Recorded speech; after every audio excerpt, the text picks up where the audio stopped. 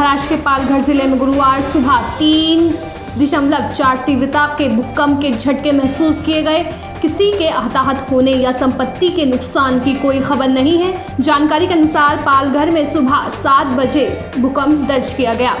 गाजीपुर सीमा पर भारतीय जनता पार्टी कार्यकर्ताओं और कृषि कानून के विरोध में प्रदर्शन कर रहे प्रदर्शनकारियों के बीच झड़प के बाद भारतीय किसान यूनियन के राष्ट्रीय प्रवक्ता राकेश टिकैत ने बुधवार को भाजपा पर जाति आधारित दंगे भड़काने की साजिश रचने का आरोप लगाया है।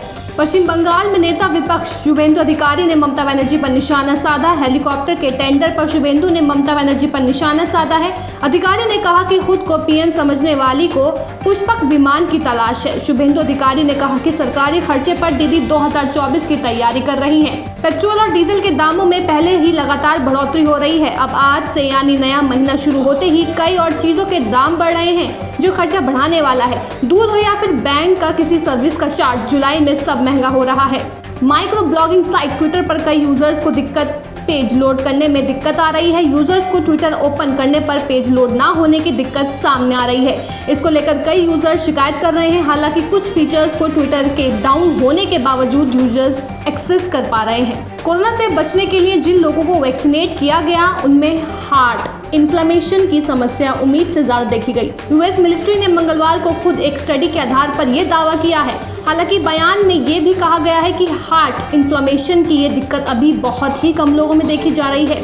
आईटी मंत्री रविशंकर प्रसाद ने बुधवार को कहा कि अमेरिकी इंटरनेट मीडिया प्लेटफार्मों को भारत के कानून मानने ही होंगे जहां वे जबरदस्त कारोबार कर रहे हैं। रविशंकर प्रसाद ने कहा कि आप भारत में काम करते हो, आप भारत में अच्छा पैसा कमाते हो, लेकिन आपका रुख ये होगा कि मैं अमेरिका के कानूनों का पालन करूंगा। ये कतई स्वीकार्य नहीं है।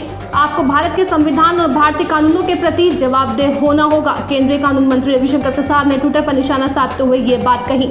कोरोना के खिलाफ जंग में भारत को एक और सबसे बड़ा हथियार मिलने वाला है। अगर सब कुछ सही रहा तो भारत में जल्द ही 12 साल से अधिक उम्र के बच्चों को भी टीका लगना शुरू हो जाएगा। Bengaluru based pharmaceutical company Zydus Cadila ने drugs controller general of India यानी DGI से 12 साल और उससे अधिक उम्र के लोगों के लिए अपनी DNA वैक्सीन के इमरजेंसी इस्तेमाल की मंजूरी मांगी है।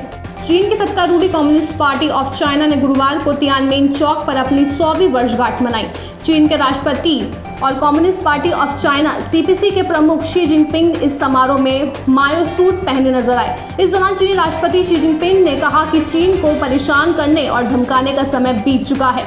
मायो से तुंग स्टाइल में जैकेट पहनकर शी जिनपिंग ने कहा कि अगर कोई विदेशी ताकत हमें आंख दिखाने की कोशिश करता है तो उसे चीन के 1.4 अरब लोगों से निपटना होगा। चीन की मदद से अत्याधुनिक तकनीक से लैस ड्रोन हासिल कर रहा पाकिस्तान प्रॉक्सी वार में नई चुनौती बन रहा है।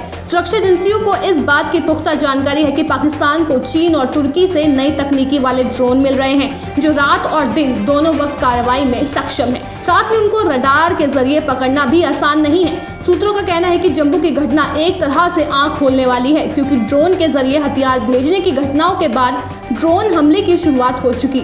एजेंसियों का मानना है कि अगर पाकिस्तान अपनी आतंक को समर्थन देने की नीति के तहत अत्याधुनिक ड्रोन आतंकी गुटों को मुहैया कराता है तो सुरक्षा बलों के सामने नई चुनौती खड़ी होगी। जम्मू की घटना के बाद इस तरह की आशंकाओं को बल मिला है कि आतंकवादी गुट ड्रोन हमले की क्षमता से लैस हुए हैं।